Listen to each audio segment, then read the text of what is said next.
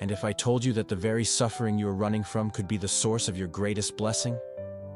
What if the trials that make you feel forgotten by God are actually the moments He is closest to you, preparing you for something extraordinary? Stay with me, because today we are going to uncover a divine truth that can completely transform how you see your struggles. We live in a world that tells us to avoid pain at all costs.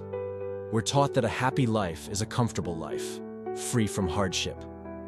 But what if that's a lie? What if, by chasing comfort, we are missing out on the deepest blessings God has for us?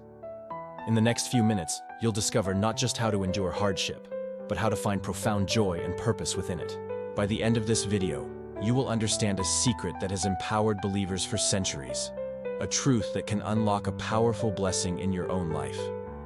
The Apostle Peter, a man who knew suffering intimately, wrote something that seems completely upside down to our modern way of thinking. In 1 Peter 3:14 he says, "But even if you should suffer for righteousness' sake, you are blessed." Did you catch that? Not, "you will be blessed later," but you are blessed, right in the middle of your suffering. This isn't just a nice sentiment, it's a spiritual reality. Think about it.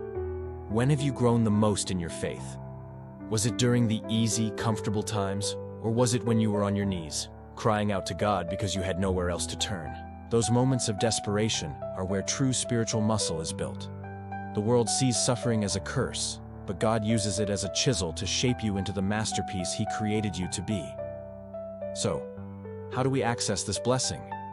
How do we shift our perspective from seeing pain as a punishment to seeing it as a pathway to blessing? First, you must redefine what it means to be blessed. Biblical blessing isn't about having a perfect, pain-free life. It's about having the presence of God in the midst of your imperfect, often painful life. It's the peace that doesn't make sense when your world is falling apart. It's the strength you didn't know you had to take one more step. This is the blessing of righteousness. It's a state of being in right relationship with God, so close to Him that even in the fire, you are not alone. Are you facing a fire right now? Let me know in the comments what city you're watching from, so we can build a community of prayer, reminding each other that we are not alone in our struggles. The second step is to actively choose righteousness, even when it's hard. Peter specifies that the blessing comes when you suffer for righteousness' sake. This means making the right choice when the wrong one is easier. It's speaking the truth when a lie would save you from trouble. It's showing forgiveness when your heart wants revenge.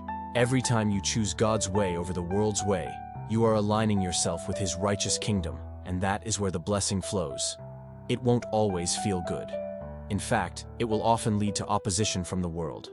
But the inner peace and divine approval you receive are worth more than any temporary comfort or acceptance. Think about a time you chose the harder, righteous path. How did you feel afterward?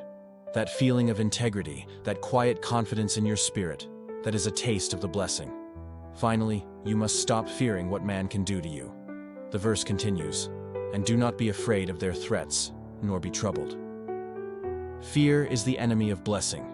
Fear tells you to compromise, to hide your faith, to choose the path of least resistance. But faith tells you that God is in control. When you suffer for doing good, you are identifying with Christ Himself, who suffered innocently for the greatest good of all. You are walking in His footsteps. There is no higher honor and no greater source of spiritual power. When you truly grasp this, the threats of the world lose their power over you. You are no longer a victim of your circumstances. You are a victorious child of God, blessed in the midst of your battle. I want you to leave a comment with a prayer for someone you love who is going through a difficult time. Let's use this space to lift each other up and share the strength that comes from our shared faith. God is calling you to a higher way of living, a life where suffering doesn't defeat you, but blesses you. It's a radical truth, but it is the key to unlocking a level of joy and peace you never thought possible. Thank you for watching until the end.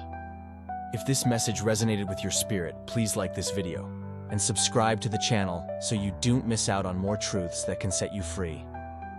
Sharing this on your Facebook could bring this powerful message of hope to someone who desperately needs to hear it today.